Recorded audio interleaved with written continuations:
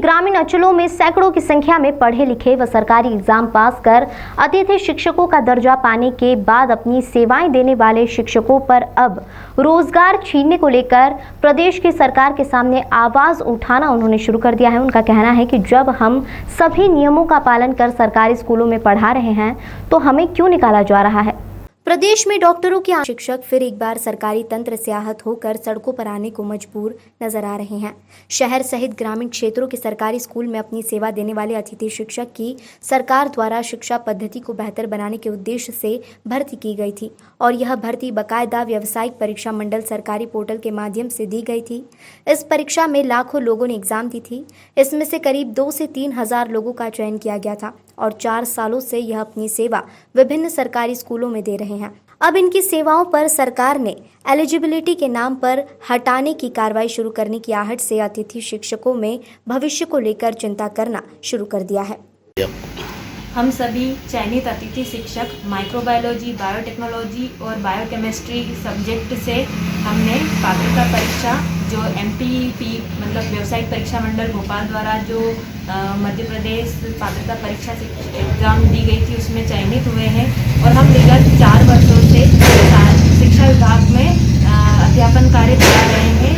शिक्षक जो guest faculty होती है उसके रूप में हमारी समस्या ये है कि जब हमने पात्रता परीक्षा उत्तीर्ण कर ली और हम उसमें मेरिट लिस्ट में चयनित भी हो चुके हैं, लेकिन वेरिफिकेशन के वक्त हमें यह कहकर रिजेक्ट कर दिया गया कि हम अलाइड सब्जेक्ट से हैं। अलाइड मतलब कि हमारा जो पोस्ट ग्रेजुएशन है वो बायोटेक्नोलॉजी, माइक्रोबायोलॉजी और बायोकेमिस्ट्री जैसे सब्जेक्ट से है। तो हमारे जो प्रॉब्लम है वो ये है कि जब हम शिक्षा विभाग में पिछले 4 वर्षों से अतिथि शिक्षक के रूप में हम कार्य कर रहे हैं और हमने 100% रिजल्ट दिया है और हम वहाँ पर एलिजिबल हैं पढ़ाने के लिए, लेकिन जब परमानेंट टीचर की बात आती है तो हमें ये कह के बाहर निकाला जा रहा है कि हम पढ़ाने के लिए एलिजिबल नहीं हैं।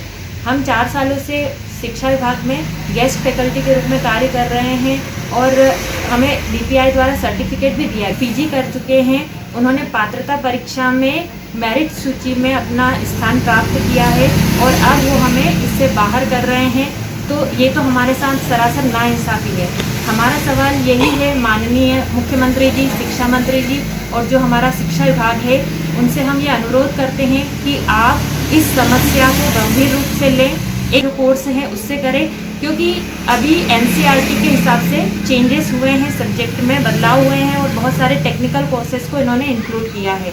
और बात आती है एलिजिबिलिटी की, तो बहुत सारे ऐसे अभ्यर्थी जिन्होंने कोर सब्जेक्ट से अपना PG किया है वो क्वालिफाइड ही नहीं हुए हैं और जो पात्रता परीक्षा ली गई है उसमें जो फर्स्ट रैंक आई है जिस कैंडिडेट की वो खुद बायोटेक्नोलॉजी से है। तो अब आप ये बताइए कि अगर हम एलिजिबल ही नहीं होते तो हम ये एग्ज़ाम क्वालिफाइड ही नहीं कर पाते। लगभग 2 लाख के करीब कैंडिडेट ने इस बाहर करते हैं, तो ये 50 से 60% जो कैंडिडेट हैं इनका फ्यूचर क्या होगा, हम इन डिग्रियों का क्या करेंगे आगे जब हम टीचर बनने के लिए एलिजिबल ही नहीं है। हमारा कितना टाइम, हमारा पैसा सब कुछ बर्बाद हुआ, B.Ed किया, सब कुछ किया। अगर ऐसा था तो आप जब ये एग्ज़ाम एंट्रेंस एग्ज़ाम के फॉर्म भरा रहे थे आप हमें तभी ही बाहर कर देते ताकि हमारे 4 साल वेस्ट ना होते। आपका नाम और पता? मेरा नाम बिंदु बाला पटेल है। मैं शासकीय कन्या उच्चतर माध्यमिक विद्यालय सांवेर में पिछले 4 वर्षों से गेस्ट फैकल्टी के रूप में बायोलॉजी पद पे अध्ययन कार्य करा रही हूँ और 100% परिणाम भी निकाल रहा है।